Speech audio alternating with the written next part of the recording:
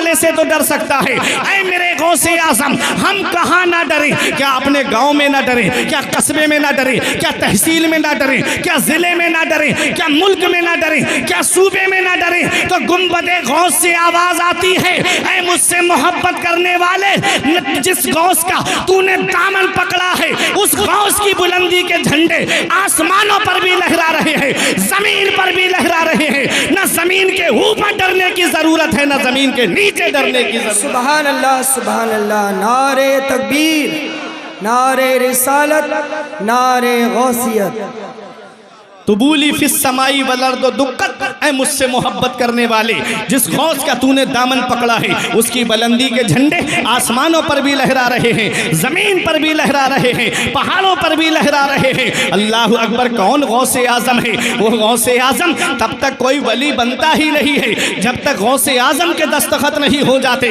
विलायत का बजट, ऐ सिरौली और कुर्बो जवार से आने वालों, ये विलायत का जो बजट है ये गौसे आजम की बारगाह से पास होता है। कौन गौसे आजम है? तो आप इन उलमा से पूछिएगा।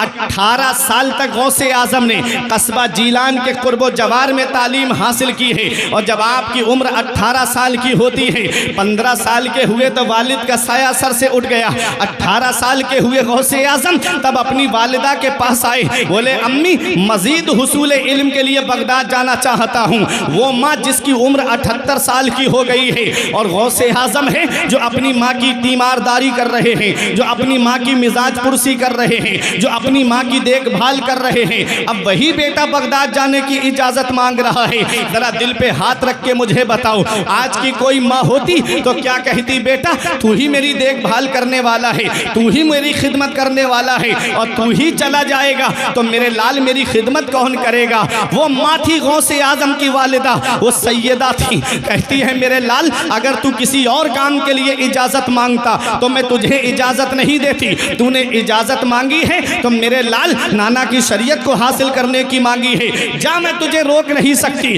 अल्लाह अकबर। यहाँ पहुँच के एक बात मैं आपको ये भी बता दूँ, माँ के 3 हक ऐसे हैं कि औलाद पूरी जिंदगी माँ की खिदमत करे तब भी उन हक एहसानों का बदला नहीं चुका सकती। वो 3 एहसान कौन से हैं? मदीने वाले मुस्तफ़ा सल्लल्लाहु ताला अलैहि वसल्लम इरशाद फरमाते हैं, मैं हदीस का मफहूम बता रहा हूँ। मेरे आका फरमाते हैं 3 एहसान माँ के ऐसे हैं कि औलाद पूरी जिंदगी माँ की खिदमत करे तब भी माँ के उन एहसानों का बदला नहीं चुका सकती। पहला एहसान माँ का ये है कि माँ औलाद को 9 महीने अपने शिकम में रखती है। कितनी परेशानियाँ उठाती है माँ, कितनी दिक्कतें उठाती है माँ, कितने परेशानियों का सामना करती है माँ। लेकिन आज वो औलाद क्या जाने, जिसे मोबाइल चलाने से फुर्सत नहीं मिलती, जिसे व्हाट्सएप देखने से फुर्सत नहीं मिलती, जिसे इंस्टाग्राम चलाने से फुर्सत नहीं मिलती, जिसे आज फिल्में देखने से फुर्सत नहीं मिलती, वो क्या जाने मेरी माँ ने कितनी रातें रात में उठ करके गुजारी हैं। वो क्या जाने मेरे वालिद ने कितनी परेशानियां उठा करके मेरी परवरिश की है। याद रखना नौजवानों, कभी तुम्हें ये एहसास हो ना कि मेरे वालिद ने मेरे लिए क्या किया है, तो अपने अब्बा के हाथ की लकीरें देख लिया करो। एक दिन मैंने पूछा था, अब्बा मेरे हाथ की लकीरें नजर आ रही है, आपके हाथ की लकीरें कहाँ चली गई? तो एक जवाब दिया था, बेटा तुम्हारी तकदीर बनाते बनाते हमारे हाथ की लकीरें मिट गई। ये बाप क्या नहीं करता अपनी औलाद के लिए? बाप कौन सी कुर्बानी नहीं देता अपनी औलाद के लिए? बाप कौन सी परेशानी नहीं उठाता अपनी औलाद के लिए? ऐ नौजवानों, कभी तुम्हें ये लगे मेरे वालिद ने मेरे लिए क्या किया है, तो चले जाया करो तुम किछा चौराहे की तरफ, या चले जाया करो बहेड़ी में चौराहे की तरफ। तब तुम्हें रोड पे कुछ ऐसे बुजुर्ग भी खड़े हुए मिलेंगे जिनके पैरों की चप्पल घिस गई होगी, लेकिन फलों का ठेला लगा के धूप में खड़े हुए होंगे। तुम तो थोड़ी सी गर्मी में परेशान हो जाते हो, वो पूरे दिन शिद्दत की गर्मी में फलों के ठेले पे खड़े होकर के पूरे दिन फल बेचता है। प्यास लगती है, मस्जिद की टंकी से पानी पी के आता है। पड़ोस की दुकान वाला कहता है कि तुम पानी यहीं पर क्यों नहीं पी लेते, एक 20 रुपए की बोतल लेके पानी क्यों नहीं पीते? तो एक जवाब देता है बाप कि 20 रुपए बच जाएंगे, मेरी औलाद की पढ़ाई में काम आएंगे, मेरी औलाद की तालीम में काम काम आएंगे। मेरा बेटा पढ़ रहा है, उसे जब वो बड़ा हो जाएगा तो उसे मेरी तरह फल नहीं बेचना पड़ेगा, एक दूसरे की झिड़कियां नहीं खानी पड़ेगी, मैं अपनी औलाद को पढ़ाऊंगा। बाप कितनी परेशानियां उठा के औलाद को पढ़ाता है, बाप कितनी दिक्कतें उठा के औलाद को पढ़ाता है, बाप कितनी मुसीबतों का सामना करके औलाद को पढ़ाता है। इसका पता तब चलता है बाप क्या होता है, इसका पता तब चलता है जब ये साए हमारे सर से उड़ जाते हैं। जिस दिन बाप की चारपाई आंगन से उठ गई ना, उस दिन चिराग लेके भी ढूंढोगे तो बाप जैसा प्यार करने वाली शख्सियत नहीं मिलेगी, बाप जैसी मोहब्बत करने वाली शख्सियत नहीं मिलेगी। आज जिस दौर में हम जिंदगी गुजार रहे हैं, ये उलमा इकराम बैठे हुए हैं, बड़ी जिम्मेदारी से बोल रहा हूं, हर चीज में आपको मिलावट मिलेगी। तेल में आपको मिलावट मिलेगी, घी में आपको मिलावट मिलेगी, दूध में आपको मिलावट मिलेगी, दही में आपको मिलावट मिलेगी, मक्खन में आपको मिलावट मिलेगी, खाने पीने की अशिया में आपको मिलावट मिलेगी। इस मिलावटी दौर में अगर बगैर मिलावट के कोई चीज है तो वो माँ बाप की मोहब्बत है, जिसमें कोई मिलावट नहीं होती है। जो अपनी औलाद से मोहब्बत करते हैं तो सच्ची मोहब्बत। नारे तकबीर, नारे रिसालत, पैदाने गौसे आज़म, मसलके आला हजरत, अज़मते वालिदैन, शाने वालिदैन, खिदमते वालिदैन, नारे तकबीर। वाह वाह वाह। बाप बहुत अच्छा, बाप बहुत बड़ी हस्ती का नाम है। बाप उस अजीम हस्ती का नाम है ना। जी जी जी। आज वालिद हयात हैं जी, बोलते हैं तो बच्चे कहते हैं अब्बा बोलते बहुत हैं जी। अम्मी बोलती है तो कहते हैं अम्मी बोलती बहुत है। और जब उनका इंतकाल हो जाए तो औलाद जनाजे की चारपाई पे आके कहती अब्बा बोलते क्यों नहीं, अम्मी बोलती क्यों नहीं। याद रखना नौजवानों, बाप आंगन में लगे हुए पेड़ की तरह होता है। ये उलमा से पूछो आप, ये जिम्मेदार उलमा असातिज़ा यहाँ बैठे हुए हैं, ये बताएंगे तुम्हें बाप आंगन में लगे हुए पेड़ की तरह होता है। जब शिद्दत की गर्मी पड़ती है, जब शिद्दत की धूप पड़ती है, जब गरम गरम लू के थपेड़े होठों को खुश्क कर देते हैं, ऐसे आलम में सबसे बेहतर और मुनासिब साया दरख्त का साया माना जाता है। औलाद पेड़ के नीचे बैठ जाए तो सुकून मिल जाता है, बूढ़ा पेड़ के नीचे बैठे तो सुकून मिल जाता है, जवान पेड़ के नीचे बैठे तो सुकून मिल जाता है। हमारे बुजुर्गों ने फरमाया बाप आंगन में लगे हुए पेड़ की तरह होता है। दोपहर में पेड़ के पत्ते तोड़ कर देखना, पेड़ के पत्ते ऊपर से गर्म होते हैं लेकिन नीचे बैठने वाले को छांव पहुंचाते हैं, नीचे बैठने वाले को साया पहुंचाते हैं। बाप आंगन में लगे हुए पेड़ की तरह होता है, जो खुद तो धूप में जलता रहता है मगर अपनी औलाद को साया देता है, जो खुद तो परेशानी उठाता है लेकिन औलाद तक परेशानी आने नहीं देता। अरे ये फलों का ठेला लगाने वाला एक बाप ही तो है, ये नकीब अहले सुन्नत भाई हसन रज़ा यहाँ तशरीफ फरमा है। आप इनसे पूछो, ये अक्सर प्रोग्रामों में रहते हैं। जब आदमी रात के 2 बजे के बाद में बाहर निकलता है ना तो ऐसी शिद्दत की नींद आती है कि आँख खोलना दुश्वार हो जाता है। लेकिन ऐसी शिद्दत की नींद के बावजूद भी ये आप देखेंगे जाकर के रोड पर कोई ट्रक चला रहा है, कोई 4 व्हीलर चला रहा है, कोई मैक्स लेकर के खड़ा हुआ है, कोई प्रेस की गाड़ी लेकर के खड़ा हुआ है, कोई रोडवेज चला रहा है।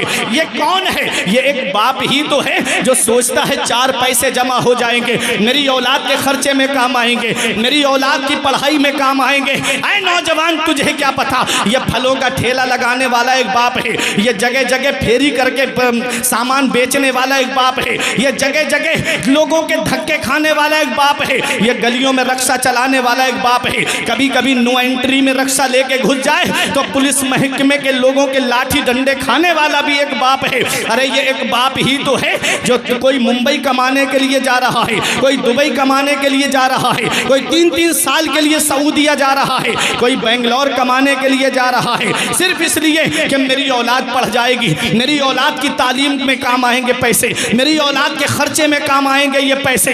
ऐ नौजवान, तुझे क्या पता, ये स्कूल की फीसें भरने वाला एक बाप है, ये कॉलेज की फीसें भरने वाला एक बाप है, ये कोचिंग की फीसें भरने वाला एक बाप है, ये यूनिवर्सिटी की फीस भरने वाला एक बाप है। अरे ये मुफ्ती बनाने वाला एक बाप है, ये आलिम बनाने वाला एक बाप है, ये हाफिज बनाने वाला एक बाप है, ये कारी बनाने वाला एक बाप है, ये मौलाना बनाने वाला एक बाप है, अरे इंजीनियर बनाने वाला एक बाप है, डॉक्टर बनाने वाला एक बाप है, प्रोफेसर बनाने वाला एक बाप है, मास्टर बनाने वाला एक बाप है। बाप क्या नहीं करता अपनी औलाद के लिए। याद रखना नौजवानों, इसका पता तब चलता है जब ये साए हमारे सर से उड़ जाते हैं। अरे बाप क्या है, इस वक्त के बारे में तो सोचा भी न था। बेटों से ज़ईफ़ी में हुई खत्म रसाई, घर बार तो बांट लिए, शौक से फुरकान, हिस्से में किसी के मगर माँ नहीं आई। वक्त ठुकरा देगा एक दिन मेरी सारी ये कुर्बानियां, दामने उम्मीद में फकत नाकामियां रह जाएंगी। शादियों के बाद तो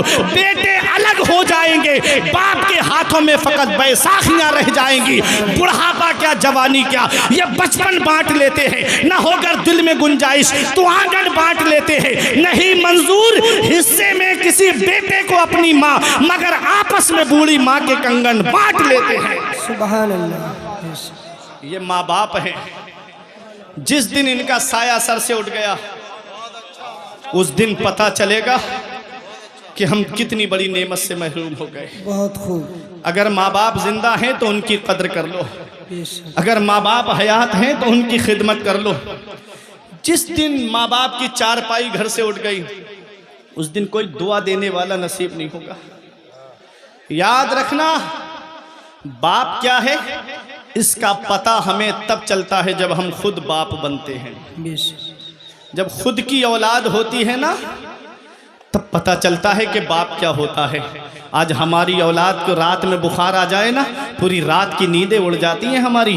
पूरी रात बैठ कर के बच्चे के सरहाने गुजार देते हैं। अगर सिरौली के डॉक्टर से फ़ायदा नहीं होता तो किछा लेके जाते हैं, किछा के डॉक्टर से फ़ायदा नहीं होता तो कोई बरेली में लेकर के जाता है, कोई दिल्ली एम्स वगैरह में लेकर के जाता है। क्या कहता है डॉक्टर साहब, ज़मीन बिके तो बिक जाए, मकान बिके तो बिक जाए, प्रॉपर्टी बिके तो बिक जाए, सरमाया चला जाए, लेकिन मेरी औलाद को कुछ नहीं होना चाहिए। अरे नादान, तुझे क्या पता, आज तेरी औलाद बीमार पड़ी, तू परेशान हो गया।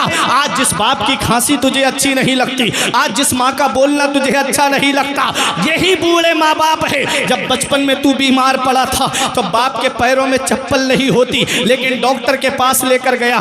माँ ने अपनी चादर अपनी औलाद को सर्दी में उड़ा थी, खुद तो ठिठरती रही लेकिन अपनी औलाद को सर्दी नहीं लगने दी। बारिश आ गई, वालिद ने छाता औलाद के ऊपर कर दिया, खुद तो भीगता रहा लेकिन अपनी औलाद को भीगने नहीं दिया। आज वही माँ बाप बूढ़े हुए, उनके बिस्तर हमने घर से बाहर कर दिए। हमारे बच्चे शॉपिंग मॉल से कपड़े खरीदे, हमारे माँ बाप पुराने कपड़े पहन के अल्लाह का शुक्र अदा करें। हमारे बच्चे ईद के मौके पे सिवई खाएं, हमारे माँ बाप हमारे बच्चों का चेहरा देखें। क्या इसी दिन के लिए माँ बाप औलाद को जवान करते हैं? क्या इसी दिन के लिए माँ बाप औलाद को पालते हैं? क्या इसी दिन के लिए माँ बाप ने रात की नींदें कुर्बान की थी? याद रखना प्यारे मुसलमानों, धूप कैसी भी हो साया नहीं खोने देता, राह कैसी भी हो बेबस नहीं होने देता। बेच के अपना लहू चाहे वो रोटी लाए, बाप औलाद को भूखा नहीं सोने देता। नारे तकबीर, नारे रिसालत, नारे गौसियत, अज़मत वालिदैन। माँ बाप अल्लाह की बहुत बड़ी नेमत है। मेरे आका इरशाद फरमाते हैं, एक यमन के नौजवान सहाबी आए, पूरी हदीस का मफहूम आप समझ लीजिएगा, और आके अर्ज करते हैं, या रसूल अल्लाह मैं यमन से आया हूँ, वापस नहीं जाऊँगा। नबी ने फरमाया, हल लका अबावाया, क्या तुम्हारे माँ बाप जिंदा हैं? क्या तुम्हारे माँ बाप हयात हैं? अर्ज किया, हाँ या रसूल अल्लाह माँ बाप तो जिंदा हैं। फरमाया, क्या इजाज़त लेकर आए हो? क्या पूछ कर आए हो? अर्ज किया, हाँ या रसूल अल्लाह माँ बाप से पूछ कर आया हूँ। फरमाया, ये बताया कि अब उनका बेटा वापस नहीं आएगा? अर्ज किया, हाँ या रसूल अल्लाह मैंने ये भी बताया कि अब उनका बेटा वापस नहीं आएगा। देखो सहाबी आए कहाँ हैं? मदीने शरीफ में। वो मदीना जिसके लिए नबी फरमाते हैं जिससे हो सके कि वो मदीने में मरे तो वो मदीने ही में मरे, क्योंकि जो मदीने में मरेगा मैं उसकी शफाअत करूँगा। उस मदीने में सहाबी रसूल आए हैं, आला हजरत जिसके बारे में फरमाते हैं, तैबा में मर के ठंडे चले जाओ आंखें बंद, सीधी सड़क ये शहर शफाअत नगर की है।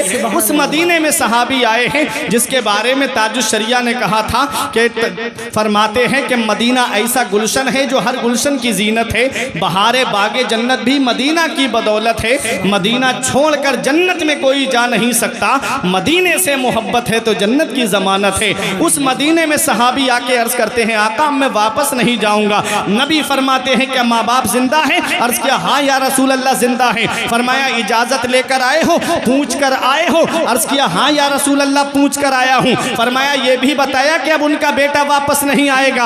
अर्ज करते हैं हाँ या रसूल अल्लाह मैंने ये भी बताया। नबी फरमाते हैं जब तुमने ये कहा उनका बेटा वापस नहीं आएगा तो उनका हाल कैसा था? वो हंस रहे थे कि रो रहे थे? सहाबी रो के अर्ज करते हैं या रसूल अल्लाह जब मैंने ये कहा कि मैं अब वापस नहीं आऊंगा, अपने बेटे का आखिरी बार चेहरा देख लो, जब मेरे माँ बाप मेरे गले लग के फूट फूट के रो रहे थे, मेरे माँ बाप की आंखों में आंसू थे, नबी तशरीफ फरमा थे, जलाल में आ गए, आका उठ के खड़े हो गए, इरशाद फरमाते हैं इरजे इलैहिमा फअदहिकहुमा कमा अबकैतहुमा, ए मेरे सहाबी वापस चले जाओ, जहां से आए हो वहीं लौट के चले जाओ, और जैसे माँ बाप को रुला के आए हो वैसे उन्हें हंसा दो, वो यमन में खुश हो जाएंगे, तेरा नबी तुझसे मदीने में राजी हो जाएगा। सुभान अल्लाह सुभान अल्लाह। ओ माँ बाप को सता करके उम्रे के टूरों पे टूर करने वालों, ओ माँ बाप को सता करके बगदाद के चक्करों पे चक्कर लगाने वालों, ओ माँ बाप को सता करके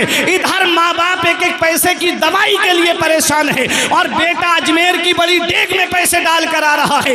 याद रखना नबी फरमाते हैं जिससे उसके माँ बाप राजी है उससे अल्लाह राजी, उसका रसूल राजी, और जिससे माँ बाप नाराज है उससे ना अल्लाह राजी ना उसका रसूल राजी। अरे घर में रूठे हुए माँ बाप को मना लो, वो हाथ उठा के दुआ कर देंगे। नबी फरमाते हैं माँ बाप की दुआ औलाद के हक में ऐसे कबूल होती है जैसे नबियों की दुआ उम्मत के हक में कबूल होती है। सुभान अल्लाह जिंदाबाद जिंदाबाद। नबियों की दुआ रद्द नहीं होती है, ऐसे ही माँ बाप की दुआएं रद्द नहीं होती है। अगर कारोबार में बरकत नहीं होती तो माँ बाप से दुआएं लो, अगर घर में बरकत नहीं होती तो माँ बाप से दुआएं लो, अगर जिंदगी में सुकून नहीं है तो माँ बाप से दुआएं लो। मेरे सर से मेरी सारी मुसीबत टाल देती है मेरी माँ, मेरे दामन में दुआएं डाल देती है। परेशान हो अंधेरों से तो जाओ माँ के कदमों में, वो जब चाहे मुकद्दर में उजाले डाल देती है। सुभान अल्लाह तो माँ बाप अल्लाह की बहुत बड़ी नेमत है।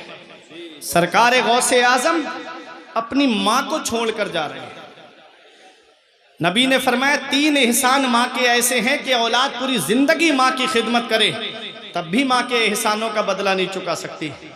पहला एहसान कि वो 9 महीने अपने शिकम में रखती है, कितनी परेशानियां उठाती है, कितनी दिक्कतें उठाती है। दूसरा एहसान ये है कि माँ औलाद को जन्म देती है, कितनी परेशानियां। बाज औरतों का तो बच्चे की विलादत के वक्त में इंतकाल हो जाता है, पैदाइश हो जाती है बच्चे की तो ऐसा होता है जैसे गोया कि उसको नई जिंदगी मिली है। तीसरा एहसान माँ का यह है कि वो 2 साल तक अपना खूने जिगर औलाद को दूध की शक्ल में पिलाती है। ये 3 एहसान ऐसे हैं, औलाद पूरी जिंदगी माँ की खिदमत करे तब भी इन एहसानों का बदला नहीं चुका सकती। बात समझ में आ रही है? जरा मोहब्बत से बोलेंगे हाथ उठा के सुभान अल्लाह। सुभान अल्लाह। तवज्जो से सुनिएगा। मेरे आका हुजूर सल्लल्लाहु ताला अलैहि वसल्लम ने इरशाद फरमाया जो सुबह को